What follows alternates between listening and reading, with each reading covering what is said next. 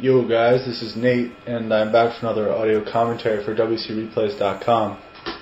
And this commentary is kind of replacing other commentary I did earlier, but we've had some problems with the FTP and it got deleted. And of course, silly me, I deleted the replay after uploading it, but not the commentary. But the commentary is no good, I guess, without the replay, right? And there's no way for me to get the replay. So, yeah. So poor me. Yeah. All right. So let's pause this game 15 seconds. Now the last game I did, which obviously nobody saw, was Undead versus Undead, and I was just doing my typical blabbering about stuff you can do in that, and I'm sure nobody wanted to see it. But this game is much more interesting, let me assure you. 2 versus 2. If I didn't say it already, pause at 15 seconds, 1x speed, fog of war on, under my vision, WOA slide. So it's 2 versus 2 on wetlands, and the teams are Undead and Orc versus Undead and Orc. Team 1 being me, WOA slide, and Propaganda of Clan WOA versus Pow.ILoveYurMom and Magic Dragons. And Pow.ILoveYurMom is aka Mommy It Burns, as I found out later in this game, who is a buddy of mine, so it's up to him. Alright, so I hope you guys have reached the 15-second mark, so let's unpause in 3, 2, 1, unpause. Alright, now I chose this game because, I don't know, well, I didn't really have that many replays to choose from. I did the good 1v1s and that other good 1v1 that's gone now because I'm stupid. But this game, it's pretty similar strategies, and it's pretty high level though. Mommy It Burns, I believe, was level 18, 2v2 AT. It's like top 5 in 2s, I believe. So he's real good. And my buddy Propaganda over here is just about 1500 icon. I know he's got at least a level 17, 2 versus 2, 18 at this point, maybe higher. I don't know about Magic Dragons, but so this is a pretty high level game. Me, I'm currently level 20 solo, not that high in AT, but whatever. So this is a pretty high level game, and I think like this game demonstrates, I don't know, the real, like, how do I say this? I don't know, but you guys will see. It's a good game. It's a good game. All right. So I'm doing my typical fiend thing that I'm always blabbering about, getting 3 fiends and Tekken and the DK. And so the idea here is that I'm just going to try and creep as much as possible. My partner's going to maybe creep a little bit and harass, and that way it buys me time to creep. I'm going to try and get that level 2 coil, and then take advantage of my tech in that I'll get a second hero, my partner will get a second hero, and we'll throw in some tier 2 units, for me that being statues, my partner probably casters, and then we'll hit and see what damage we can do. That's kind of like our general strategy. It's very flexible, and perfectly able to change around and stuff.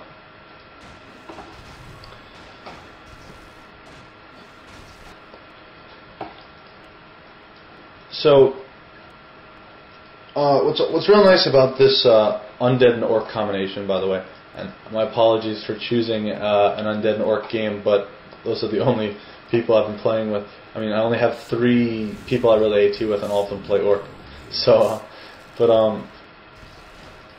anyway, what's nice about having an Orc partner as the Undead player is that, a lot of times you're very hesitant to go Death Knight. You're hesitant to go Death Knight with Fiends because it's hard to have a tank for the Fiends. But you can let your Death Knight get pretty low and just carry around a potion of healing or potion of salve of healing or something. I don't know, I'm not an Orc player. But and you can just heal the Death Knight, and that lets him function very effectively as a tank. And it means you can creep much more heavily without worrying so much about your Death Knight. Whereas you would have, without statues, the Undead players no real way to heal him up efficiently. So it's a nice little thing. So my partner's going to harass now, and nothing to it really. And he's just going to try and keep them busy while I'm creeping. Simple as that. And take a look here. Pow.ILoveYurMom is being smart. He's been creeping these big creeps, but he's getting creep jacked, so sucks for him.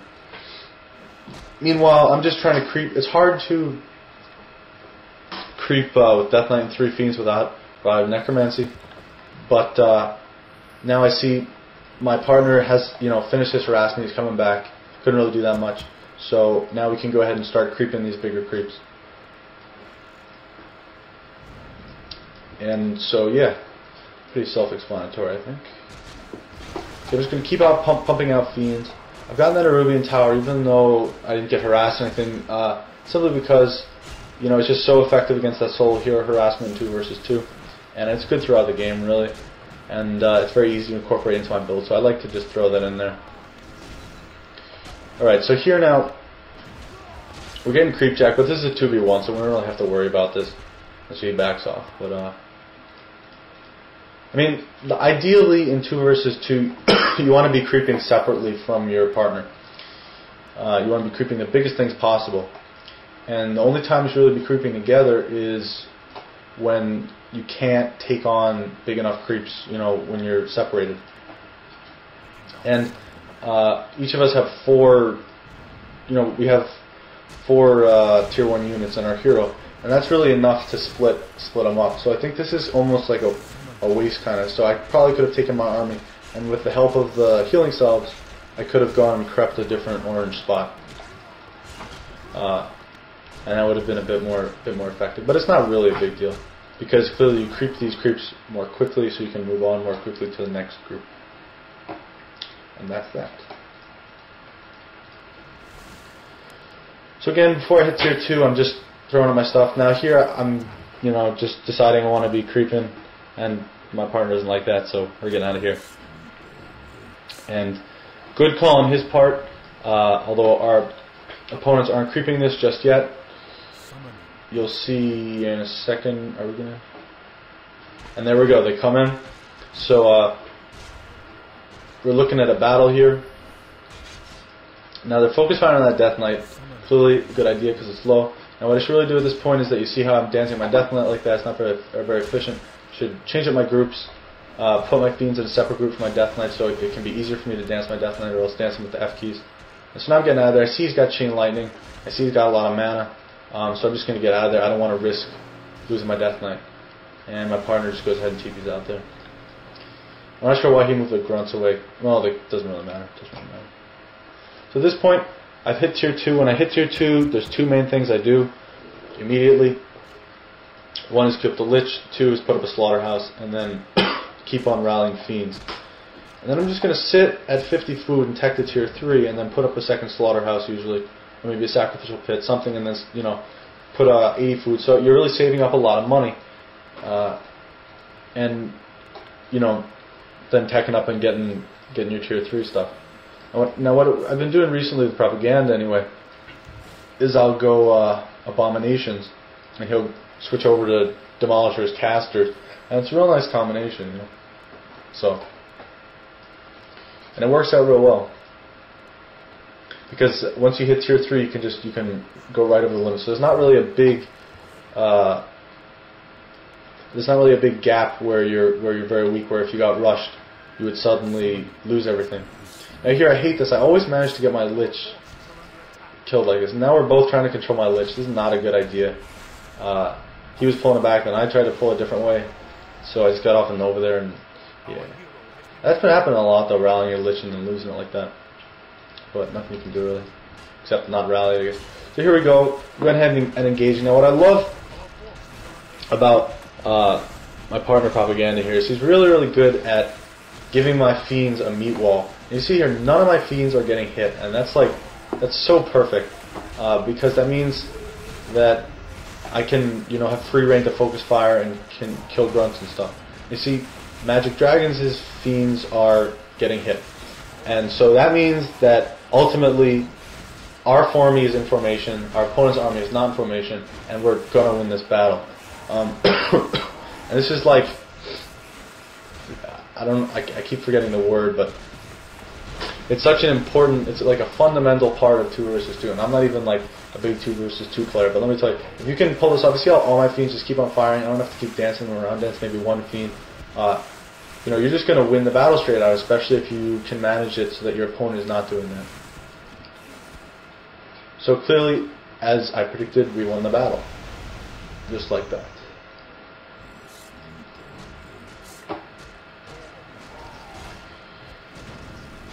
So at this point, we don't have a huge advantage, but we want to push our advantage.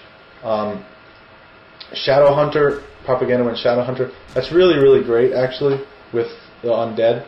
Often, well, usually my allies go for Torn Chieftain, but I really like the fact that he went Shadow Hunter here, because with Hex, you can coil and Nova Hex units, and it takes away the reduced damage from magic attack, I believe, that heroes would have otherwise. So it lets you nuke them much more effectively. And if anything, even if it doesn't have the armor thing, I do know it slows them down quite a lot. It makes it a lot easier to kill them. And so it's only a plus with the Undead Hero nuke. I mean, clearly my whole army is kind of geared towards focus firing stuff and nuking it. So it's very effective with that. And he's still building grunts here. You see, I'm putting up a second slaughterhouse now. I'm putting up a couple ziggurats, and I'm technically tier 3. So once I hit tier 3, he's going to stop producing grunts, and I'm just going to start producing abominations. And it's a very effective combination. Now here we're in real good positioning right here. His Death Knight ran out front like Death Knights like to do, but we're on top of the hill, and he can't see, our opponents can't see what we're doing. So real good positioning, force a teleport. And now here when it sees teleporting, I Nova the Lich and focused it, or the Fiend rather, take out a Fiend. Always good to do. And yeah.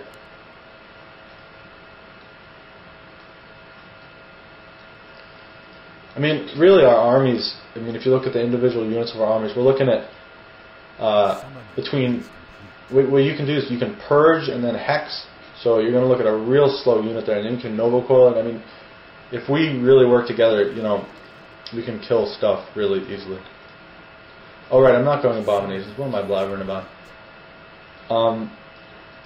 Similarly, if you don't wish to go abominations, you can go for obsidian statues, which turn into destroyers. As I said, I would do it early in the game because this guy was going Torn. And indeed, he's got Torn going up. But with that orb, the statue destroyer things will completely obliterate that. So that's also what's real nice about this little builder here, is that it lets you switch very easily to the other stuff. So the only thing in danger here really is my Death Knight. I don't know why they don't just change the AI on it. I mean, the Death Knight just runs right into the middle of the battle, and he's like, it's so annoying. Anyway, again, my ally doing an excellent job here of keeping his grunts between the Fiends and my opponent's grunts, which means all my Fiends get to shoot stuff. And although Magic Dragons' Fiends aren't getting pounded on, they are shooting uphill, which gives us a big advantage. And so ultimately, again, due to positioning, we're going to win this battle. And I mean, if you've got good positioning, the micro doesn't even matter that much. You'll see I'm not even focus firing. I'm focusing a lot more on making sure my Fiends stay alive and everything, and Nova Coiling. But clearly in this way, you can see we're going to win the battle.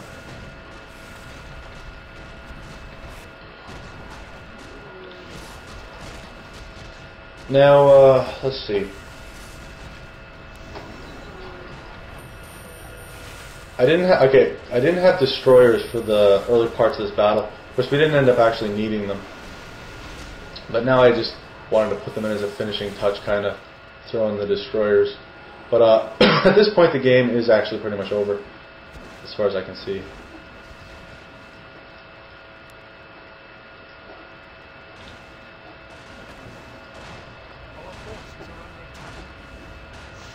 Now, the biggest problem that I've had going as Orc and Undead, and I don't know how many of you guys play as Orc and Undead teams, but the biggest problem I've encountered is Night Elf and Human teams, because what they can do is they can go archers and footmen, and that means if, as the, assuming that you're matching that up with grunts and fiends, you'd think grunts and fiends would completely own that.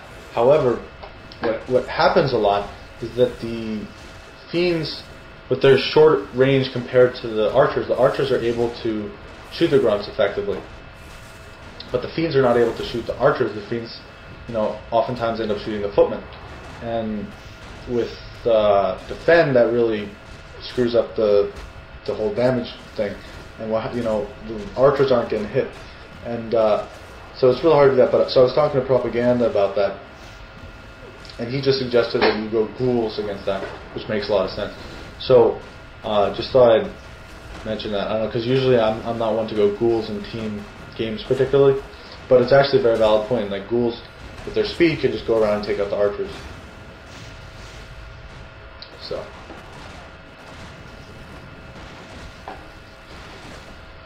at this point, the game's pretty much over. I'm not going to bore you guys any longer, so let's go ahead and speed the game up to 2x speed in 3, 2, 1, 2x. Alright.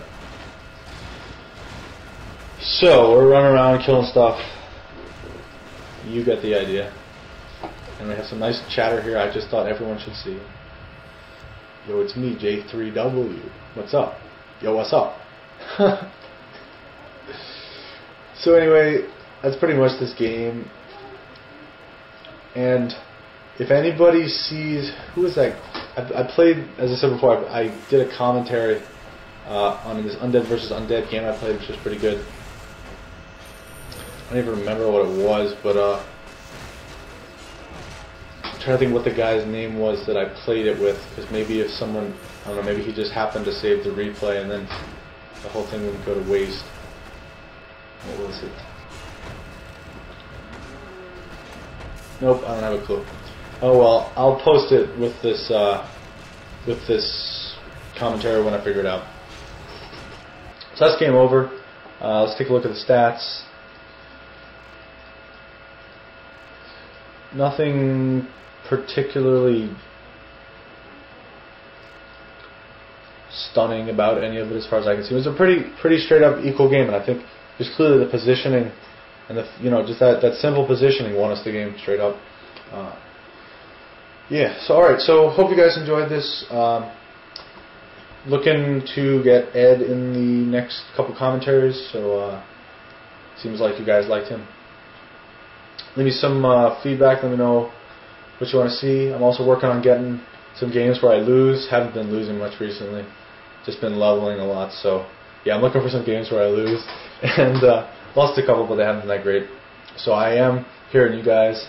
So yeah, let me know what you think, and I'll try and get that replay for you guys. So stay tuned, and hope you enjoy.